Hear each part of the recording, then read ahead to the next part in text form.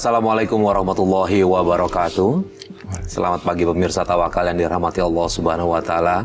Senang sekali saya Farid Hasan kembali menjumpai Anda dan pemirsa. Di video awal tadi kita menyaksikan bersama bahwa perilaku kekerasan dalam rumah tangga yang dilakukan seorang ayah disaksikan juga oleh anak-anaknya, dan ini membuat trauma salah satu narasumber kita yang saat ini sudah hadir bersama di studio. Selain narasumber kita juga sudah hadir bersama kita Al-Ustadz Muhammad Ziyad. Assalamualaikum Ustadz. Waalaikumsalam warahmatullahi wabarakatuh. Ya, terima kasih Pak Ustadz sudah hadir bersama kami. Dan Mas Raffi, selamat pagi. Assalamualaikum. Waalaikumsalam Mas. Mas Raffi, dimulai umur berapa Mas Raffi menyaksikan kekerasan yang dilakukan sama ayahnya Mas Raffi kepada ibunya Mas Raffi, kemudian juga ke Mas Raffi katanya ya? Iya, waktu itu saya masih umur 10 tahun ke bawah. Jadi perilaku ayah sudah kasar sama keluarga, mulai dari ibu sama anak-anaknya main tangan. Mas Raffi tahu pemicunya apa sehingga ayahnya Mas Raffi gampang mukul gitu? Saat itu saya masih kecil ya. Jadi yang saya tahu ayah saya itu datang langsung marah-marah sama anak-anaknya karena ketahuan selingkuh. Jadi saat itu marah-marah sama ibu, bahkan anak-anaknya pun kena marah juga sampai main tangan. Ayahnya kerja di mana? Ayah nggak kerja. Nggak kerja. Terus selama ini yang untuk memenuhi kebutuhan sehari-hari siapa? Jadi ibu saya yang jadi tulang punggung, banting tulang gitu. Ayah nggak pernah ngasih uang dan juga nggak mau kerja. Oke. Jadi selama ini ibu ya yang menghidupi keluarga ya? Iya. Oke. Pak Ustadz, ini bagaimana Pak Ustadz, seorang ayah tidak tanggung jawab memberikan nafkah kepada keluarga, tapi justru ditambah lagi dia itu melakukan kekerasan nih kepada istri dan anak-anak ini Pak Ustadz? Ya. Bismillahirrahmanirrahim.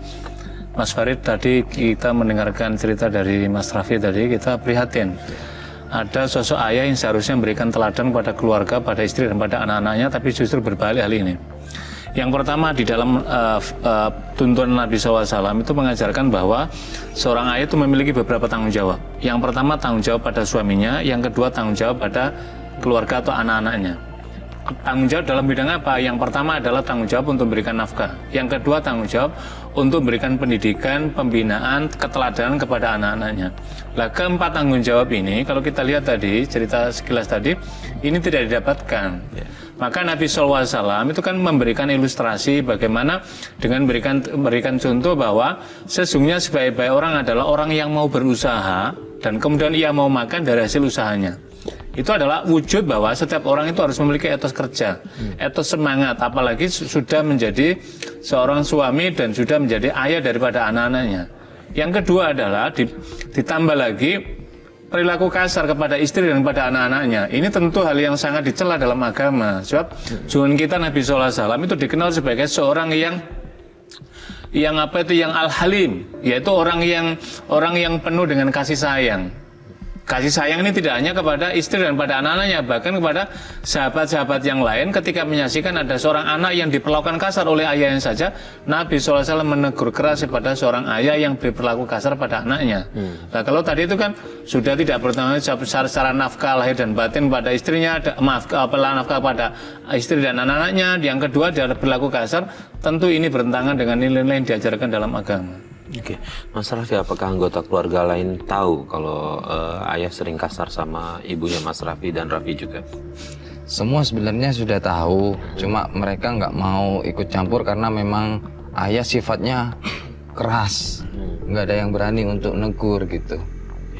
Satu pun nggak ada yang berani negur? Nggak ada yang berani karena memang keras. Itu berlangsung berapa lama? Sampai usia saya 10 tahun, jadi ibu sama ayah cerai. Dan saya lebih memilih ikut ibu karena tahu sifat ayah seperti itu. Dan ayah pun pergi begitu saja. Oke, setelah cerai kemudian Mas Raffi tinggal sama ibu ya? Iya. Nah, di situ Mas Raffi udah pernah ada berhubungan nggak, kontak-kontakan gitu dengan ayah? Semenjak perceraian itu ayah pergi begitu saja, nggak ada kabar sudah pergi. Oke, setelah bercerai Mas Raffi ada kontak-kontakan nggak dengan ayah? Nggak ada. Semenjak perceraian itu ayah pergi terus hilang tanpa kabar. Nah, Mas Raffi sendiri udah pernah coba cari tahu di mana ayahnya? Saat cari kabar saya usia mulai remaja. Jadi saya ke rumah saudara dan di situ dapat kabar kalau alamat dan kalau ayah sudah menikah lagi. Sudah menikah lagi? Iya. Nah, alamatnya sudah tahu? Sudah. Mas Raffi udah sempat ke sana? Sempat ke sana, nyampe di rumah si ayah tapi nggak dianggap gitu, malah diusir. Malah diusir juga? Jadi kayak seolah-olah saya ini bukan anak kandungnya. Ayah bonekanya bagus ya. Iya bagus. Siapa yang milih? Kan Dedek kan milih. Assalamualaikum ayah. Waalaikumsalam. Ngapain kamu kesini? Akhirnya Raffi ketemu ayah lagi. Ayah kenapa nggak pulang ya? Apaan sih? Ayah, dia siapa? Ayah juga kenal dia. Ayah, Raffi ini anak ayah. Selama ini Raffi nyari alamat ayah, dan ternyata ayah udah nikah lagi. Tega ya ayah? Saya bilang pergi sekarang, pergi. Ayah tega. Pergi kamu. Oh, saat setelah meninggalkan istri dan anaknya, begitu anaknya berhasil menemukan keberadaan ayahnya, Iya. tapi justru di situ ayahnya mengusir dia nih Pak Ustadz. Iya. Nggak dianggap malah Pak Ustadz. Ini kita kita bersedih ketika ada kasus semacam ini terjadi. Tidak sepatutnya seorang ayah mengingkari bahwa itu anaknya. Sebab anak ini adalah bagian dari investasi seorang ayah. Yang di dalam Al-Quran dijelaskan, bahkan di dalam Surat An-Nisa ayat 9 itu Allah menyatakan, hendaklah para orang tua itu merasa cemas sekiranya nanti meninggalkan generasi yang lemah, maka bertakwa kepada Allah. Dan hendaklah ia berkata dengan perkataan yang benar. Apa maknanya ini? Maknanya adalah bahwa seorang ayah seharusnya mempersiapkan diri untuk anak-anaknya. Tetapi ini yang terjadi kan sebaliknya. Anaknya ketika kehilangan, ketika dia pergi orang tuanya, dan ketika anaknya menemukan karena ada kerinduan ingin berjumpa dengan orang tuanya, ayahnya dalam hal ini, ternyata justru ayahnya mengusirnya. Maka ini sesungguhnya adalah kalau di dalam tuntunan Nabi ini termasuk dosa gitu, bukan termasuk berdosa, ini adalah perbuatan berdosa. Sebab Nabi menyatakan siapa yang tidak menyayangi yang lebih muda, siapa yang tidak menyayangi anaknya, maka niscaya di langit tidak akan menyayangi pada dirinya. Jadi orang ayah semacam ini itu sama dengan ia mencabut kasih sayang Allah pada dirinya sendiri, karena ia telah memisahkan anaknya dengan dirinya sendiri. Apalagi ketika tadi menyapa, mohon maaf, misalkan ada istri yang keduanya dan kemudian menyatakan dia tidak mengakui siapa-siapa. Ini kan hal yang sangat ironis sekali. Inilah saya kira pada para pemirsa sekalian ada pelajaran berharga pada kita semua. Seburuk apapun anak kita, seburuk apapun perangai orang tua, jangan sampai pernah memutus hubungan orang tua dengan anaknya. Sebab pada saatnya nanti orang tua akan sangat memerlukan bantuan dari anaknya. Bantuan apa? Bantuan doa. Saya kira inilah hal yang paling berharga dalam kehidupan sebagai orang yang beragama. Ya, baik, Mas Raffi, setelah diusir, adakah usaha selanjutnya gitu untuk balik lagi ke tempatnya ayah gitu? Semenjak diusir itu benar-benar trauma dan nggak mau ketemu ayah lagi, dan ibu juga nggak mau aku diperlakukan seperti itu. Dan trauma itu bikin Mas Raffi jadi benci sama ayah ya? Iya, benci plus dendam. Benci dan dendam. Oke Pak Ustadz, ini sebab akibat nih Pak Ustadz. Akhirnya anaknya ini sudah mulai benci, bahkan dendam sama ayahnya, yang seharusnya memang tidak perlu seperti itu Pak Ustadz ya. Kita bisa memahami apa yang dikemukakan oleh Mas Raffi, karena ini kan apa? Ada traumatik sistemik kalau dalam bahasa psikologi, ada trauma yang sudah terstruktur dalam diri, maka yang seharusnya mencari teladan dari ayahnya, ayah yang berikan teladan tidak dapatkan, justru benih-benih permusuhan yang ditanamkan oleh ayahnya. Maka inilah yang kemudian paling khawatirkan pada diri seorang anak adalah munculnya rasa dendam. Padahal di dalam Al-Quran, dalam surat Al-A'raf ayat 199, Allah secara tegas menyatakan khudhil afwa wa'mur bil urfi wa'arid anil jahilin. Hendaklah kamu sekalian menjadi seorang pemaaf dan perintahkan orang lain untuk berbuat baik, dan hendaklah kalian berpaling dari orang yang bodoh. Berpaling dari orang yang bodoh maknanya bukan berarti ada orang bodoh kita berpaling, bukan. Berpalinglah dari orang-orang yang berlaku masa bodoh. Itu maknanya seperti itu. Jadi ayat ini Al-A'raf menjelaskan hudil afwa, memberikan pemaaf. Bahkan di dalam hadis Nabi SAW, Nabi itu mencela sekali. Di dalam itu dijelaskan itu abdul halal katanya. Abdul halal lirrajuli aladul hisab. Jadi seseorang yang paling dibenci oleh Allah di hadapan Allah itu adalah ini halal, tetapi dibenci oleh Allah itu adalah seseorang yang memiliki dendam kesumat. Lah, apalagi dalam hal ini tentu sangat disayangkan ketika ada seorang anak sampai kemudian membenci, kemudian dendam pada ayah. Tentu ini tidak dibolehkan gitu lah. Sebab bagaimanapun ayah seburuk apapun dia telah pernah berjasa besar pada kita, mengantarkan kita lahir ke muka bumi ini melalui jasa orang tua dan ayah kita yang membesarkan kita. Apapun keperangannya dia, maka bagaimana kita ini memiliki melalui ayah tadi memiliki kelapangan jiwa untuk memulai bisa memaafkan kepada orang lain. Ya, saya tahu ini berat mungkin buat Raffi. Betul, sangat berat sekali kita bisa memaafkan, tapi setidaknya kenapa tidak untuk kita terus mencoba untuk mulai ya, Pak Ustadz ya. Raffi sih saya berharap pelan-pelan Raffi bisa coba memaafkan ayah ya. Nah, Raffi sekarang tinggal sama ibu di mana? Di kontrakan. Di kontrakan. Iya. Nah, itu sehari-hari tetap ibu yang biayain? Iya, jadi sampai kita kalau makan dulu itu harus jual baju kita semua baru bisa makan. Sampai segitunya ya? Iya. Nah, itu setelah umur 10 tahun itu dikontrakan sampai umur berapa nih? Sampai sekarang kah atau sudah ada mulai perubahan? Sampai sekarang. Sampai sekarang masih seperti itu. Nah, Raffi sendiri kerja di mana? Saya sekarang udah punya usaha kecil-kecilan sendiri. Punya usaha kecil-kecilan berarti ya alhamdulillah udah bisa menghidupi keluarga ya. Cuma Pak Ustadz, kita kembali ke masa yang waktu ibunya sampai jual baju apa segala macam ini. Ya Allah, ini gimana nih Pak Ustadz? Seberapa besar nih dosanya untuk seorang suami seperti itu? Walaupun sudah pisah ya Pak Ustadz. Ya tentu dosa besar. Jadi kita berkali-kali mengingatkan pada diri kita dan para pemirsa sekalian, kalau ada dua pasangan suami istri, pasutri pasangan suami istri, kemudian karena sebab konflik atau apapun, kemudian mufarraqah berpisah, bercerai, maka perceraian ini hanya merubah status saja, status relasi suami dengan istri.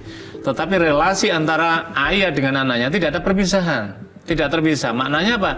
Tanggung jawab orang tua, ayah dalam hal ini kepada anaknya tetap jalan, yaitu memberikan nafkah. Makanya dalam surat Al-Baqarah itu diulang-ulang Allah memberikan penjelasan. Ketika misalkan ada persoalan dengan istri kemudian berpisah, maka hendaklah mereka tetap memberikan nafkah kepada anak-anaknya jika mereka memiliki anak. Apalagi kita mendengar kisah Mas Raffi tadi sangat prihatin sekali. Ibunya kemudian bersama dia sampai keterbatasan ekonomi himpitan yang luar biasa ketika mau makan hingga sampai tadi. Maka tidak sepatutnya hal ini terjadi, dan ketika ada ayah yang perlakukan semacam ini tentu dosa besar akan diberikan kepada orang ayah karena dianggap ia telah melepaskan tanggung jawabnya di hadapan Allah Subhanahu wa taala kepada anak-anaknya. Berarti Raffi berapa bersaudara di rumah? Dua. Berarti dua-duanya semuanya ikut ibu ya? Iya. Nah, ini benar sama sekali ayah nggak pernah mau nemuin Raffi dan adiknya? Nggak pernah mau tahu keberadaan anak-anaknya, nggak tahu mereka kayak keadaan kita makan apa belum, nggak mau tahu. Raffi berapa tahun sampai mulai dia nggak pernah mau nemuin sampai sekarang udah berjalan berapa tahun? Sampai 15 tahun terakhir itu ketemu di acara keluarga. Saat itu saya lihat kayak nggak asing gitu. Kok udah tua gitu, keriput ya. Ternyata itu ayah gitu. Dan di situ saudara ngomong kalau udah ditinggalin sama istrinya yang dulu. Dan semenjak itu juga ayah mau minta maaf. Minta maaf, ngomongnya apa dia? Ayah mau minta maaf atas kelakuannya yang dulu gitu. Tapi saya nggak mau anggap. Raffi, Mak, Raffi.